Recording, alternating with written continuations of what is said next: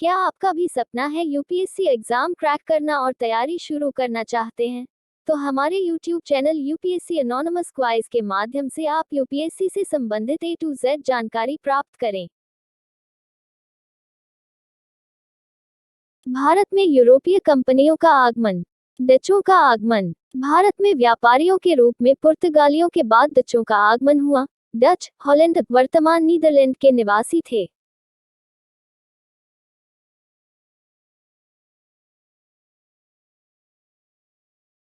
कुस्तुनतुनिया के पतन के बाद हॉलैंड की राजधानी एम्स्टर्डम यूरोप का प्रमुख व्यापारिक केंद्र बनने लगा था।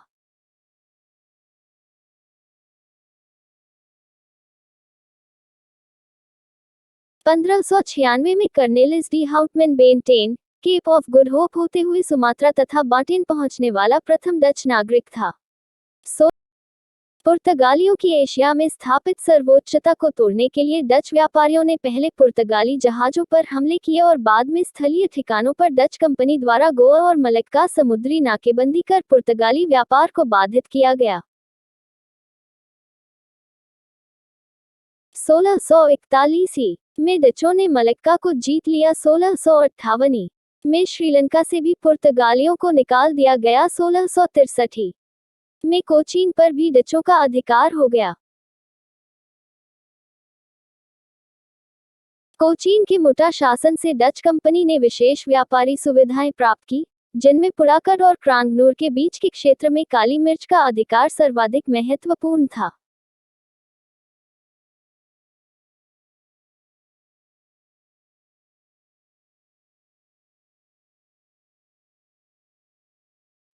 डचों ने 1605 में मछलीपट्टनम में प्रथम डच कारखाने की स्थापना की। डचों द्वारा भारत में स्थापित कुछ अन्य कारखाने निम्न हैं।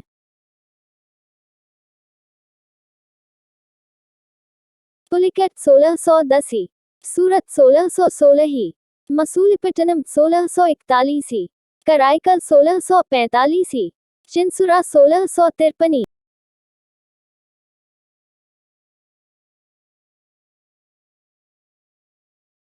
कोचीन 1663, कासिम बाजार, पटना, बालासोर, नागपट्टनम 1658। डचों की व्यापारिक संस्था वोक वीओसी एक नवीन प्रकार की संस्था थी और डचों के इस प्रयोग से पुर्तगालियों की व्यापारिक सत्ता को तोड़ने में मदद मिली। मुनाफे और पूंजी पर नियंत्रण तथा उनके निवेश द्वारा स्थायी पूंजी का निर्माण कंपनी की मुख्य कार्यनीति थी। 1632 में हुगली क्षेत्र से पुर्तगालियों को डचों ने हटाना शुरू किया।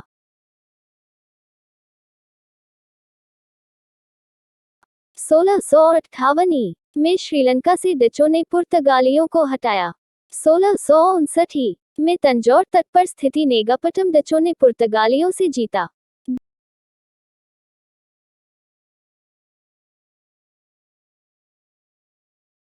डच व्यापार एशियाई संपर्क के आरंभिक चरण में डच मूलतः काली मिर्च एवं अन्य मसालों के प्रति रुचि रखते थे।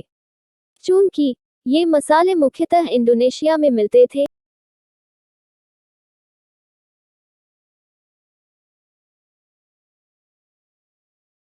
अतः डचों का वह मुख्य केंद्र बन गया। इन्होंने कोरोमंडल तट से भारतीय वस्त्रों को दक्षिण पूर्व एशिया में लाकर भारी मुनाफा कमाया।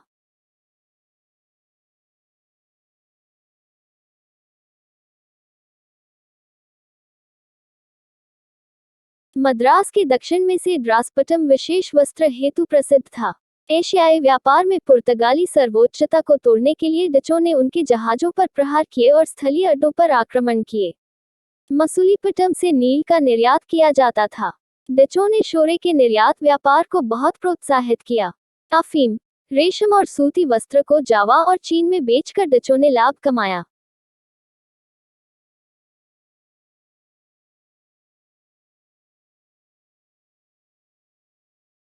डच दलालों के माध्यम से बुनकरों से संपर्क करते थे। वैसे कभी कभी वे कारीगरों को सीधा रोजगार भी देते थे। गोलकुंडा के एक गांव के निवासी जब लगान नहीं चुका सके,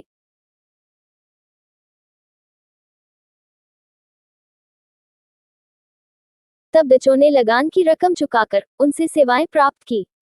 1650 के दशक में डच कंपनी ने कासिम बाजार में स्वयं रेशम की चक्री का उद्योग स्थापित किया था।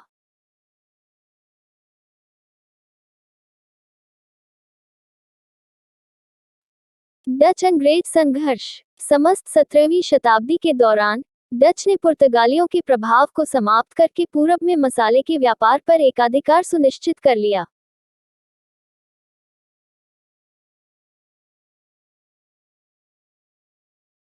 मसाले के व्यापार पर उनके अधिकार, कंपनी की संपत्ति और उनकी योग्यता ने इन सभी क्षेत्रों में व्यापार में उनके एक बड़े हिस्से को सुनिश्चित किया।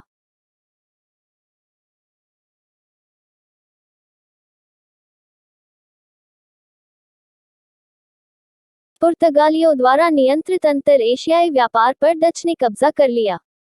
पुर्तगालियों के नियंत्रित क्षेत्रों गोवा, मालाबार के कारखाने और श्रीलंका के साथ उनके दालचीनी के व्यापार पर कई आक्रमण किए गए। व्यापार के दिनों में गोवा को चारों तरफ से बंद कर दिया गया। 1641 में मलक्का पर कब्जा कर लिया गया और 1655-56 में कोलंबो और 1659-63 में कोचिन पर कब्जा हासिल कर लिया गया। इसके साथ ही डचों ने वास्तविक रूप से पुर्तगालियों का वर्चस्व समाप्त कर दिया, लेकिन अंग्रेजों के रूप में उनका एक प्रतिद्वंदी बाकी था।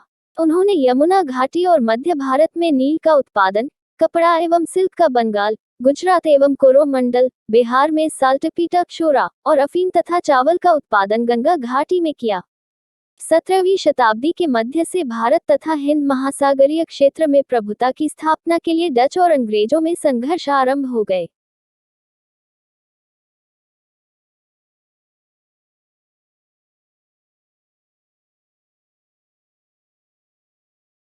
सत्रहवीं शताब्दी के उत्तरार्ध में 3 आंग्ल डच युद्ध यूरोप में लड़े गए, जिनमें अंग्रेजों की विजय हुई।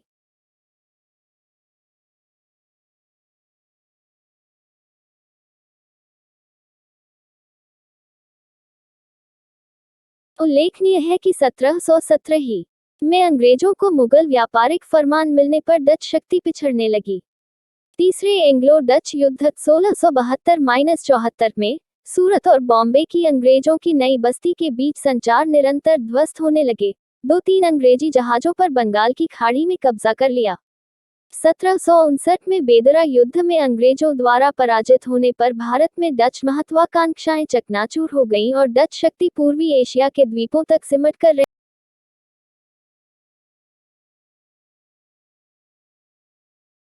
गई। डचों का पतन लगभग 3 शताब्दियों तक पूर्वी द्वीप समूहों पर डचों का अधिकार रहा, परंतु अंग्रेजों ने भारत में उन्हें स्थापित नहीं होने दिया।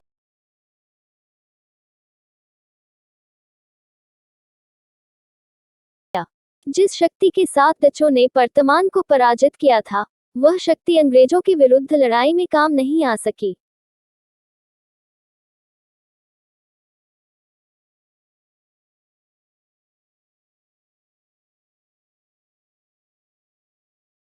आरंभिक वर्षों में डचों एवं अंग्रेजों के बीच अच्छे संबंध थे, किंतु बाद में व्यापारिक प्रतिद्वंद्विता के कारण वे एक दूसरे के शत्रु बन गए।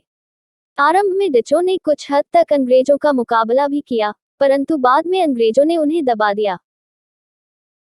डच कंपनी राष्ट्रीय अधिकारिता में थी, जिससे डच कर्मचारियों में अंग्रेजी कंपनी के कर्मचारियों के समान नेतृत्व की भावना तथा उत्साह का अभाव था।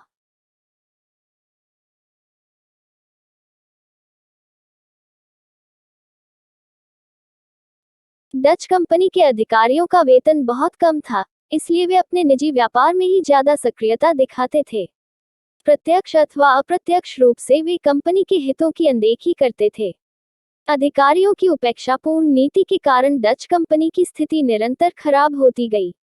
हॉलैंड लंबी अवधि तक पराधीन रहा था, इसलिए उसके पास साधनों की पर्याप्तता नहीं थी, जबकि दूसरी ओर इंग्लैंड सदा स्वाधीन रहा था और उसके पास साधनों की प्रचुरता थी।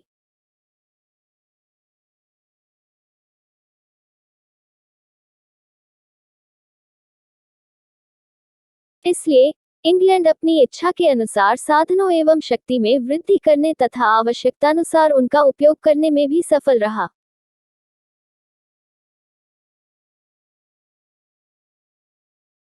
बाद के वर्षों में डच व्यापारियों ने भारत की अपेक्षा दक्षिण पूर्वी एशिया के मसालों के द्वीपों का ओर अपना ध्यान केंद्रित किया। इन्हीं द्वीपों में अपनी विकासात्मक गतिविधियां को केंद्रित करने के कारण डचों को भारत में स्थित अपनी बस्तियों से हाथ धोना पड़ा। यूरोप में अपनी स्थिति खो देने तथा समुद्र पर अधिकार खो देने के पश्चात कोई भी शक्ति पूर्व में अपनी प्रमुखता नहीं बनाए रख सकती थी और ऐसा ही डचों के साथ भी हुआ।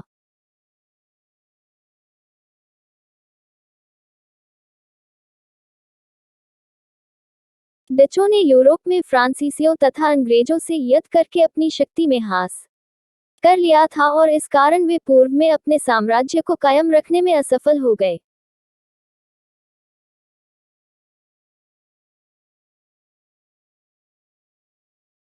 डेन्स 1661। डेन्स भारत में यूरोपीय व्यापारिक शक्तियों के आगमन के संदर्भ में डेनमार्क के व्यापारियों डेन्स का उल्लेख करना भी जरूरी है। डेनिश ईस्ट इंडिया कंपनी की स्थापना 1616 में हुई।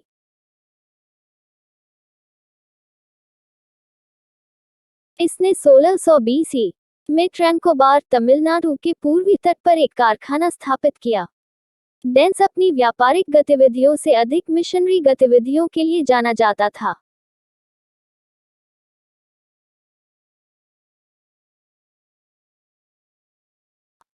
डेन्स ने कलकत्ता के नजदीक से रामपुर में 1755 से मुख्य व्यापारिक बस्ती की स्थापना की और यह इनकी व्यापारिक गतिविधियों का मुख्य केंद्र रहा।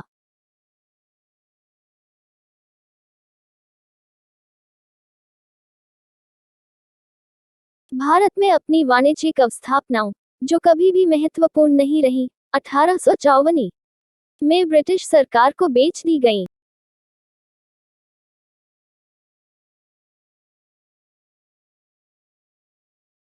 सूरत स्थित डच व्यापार निदेशालय डच ईस्ट इंडिया कंपनी का सर्वाधिक लाभ प्राप्त करने वाला प्रतिष्ठान था।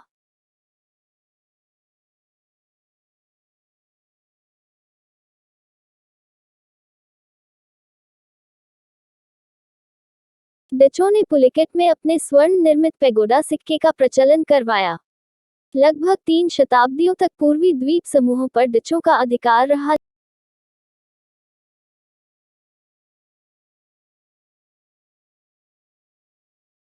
लेकिन अंग्रेजों ने भारत में उन्हें स्थापित नहीं होने दिया। जिस शक्ति के साथ डचों ने पुर्तगालियों को पराजित किया था, वह शक्ति अंग्रेजों के विरुद्ध लड़ाई में काम नहीं आ सकी।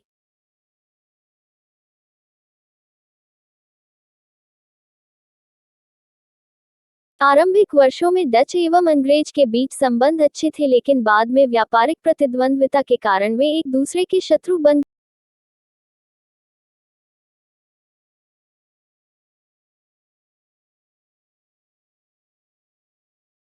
गए। आरंभ में डचों ने कुछ हद तक अंग्रेजों का मुकाबला किया, लेकिन बाद में अंग्रेजों ने उन्हें दबा दिया।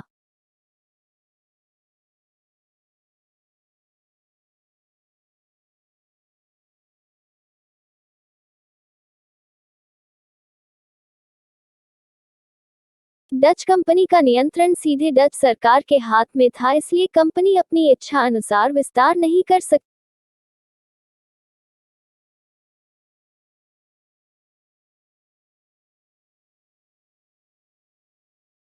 थी जो कंपनी के पतन का प्रमुख कारण बनी।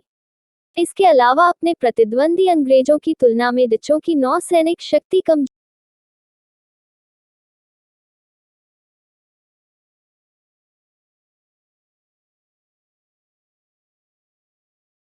जोर थी और दक्षिण पूर्वी एशिया के द्वीपों पर अत्यधिक ध्यान केंद्रित रखने के कारण बाद में भी भारत में अंग्रेजों व फ्रांसीसियों के साथ निर्णायक प्रतिस्पर्धा नहीं कर सके। कंक्लूजन। दोस्तों, मुझे पूरी उम्मीद है कि आपको हमारा यह आर्टिकल अच्छे से समझ आया होगा और आपके मन में इंडियन हिस्ट्री पीडीएफ से संबंधित जितने भी सवाल रहे होंगे, आपको उन सारे सवालों का जवाब मिल गया होगा। लेकिन फिर भी अगर आपके मन में इससे संबंधित कोई और सवाल हो तो वो आप मुझसे नीचे कमेंट बॉक्स में पूछ सकते हैं। मैं आपके सवालों का जवाब जरूर दूंगी। मुख्य विषय: ज्ञान कोश, इतिहास, भूगोल, गणित, अंग्रेजी, रीजनिंग। डाउनलोड: एसएससी, रणनीति, अर्थव्यवस्था, विज्ञान, राज्य व्यवस्था, राज्यवार हिंदी टेस्ट सीरीज अनलिमिटेड, कृषि क्विज जीवनी, प्रतियोगी गणित, प्रतियोगी अंग्रेजी, निशुल्क डाउनलोड। प्राचीन इतिहास, मध्यकालीन इतिहास, आधुनिक इतिहास, स्वतंत्रता संग्राम, शब्दावली। परीक्षा पैटर्न, महान विभूतियां, निःशुल्क ई बुक, ज्ञान कोश, भारतीय राज्य व्यवस्था, परीक्षा रणनीति।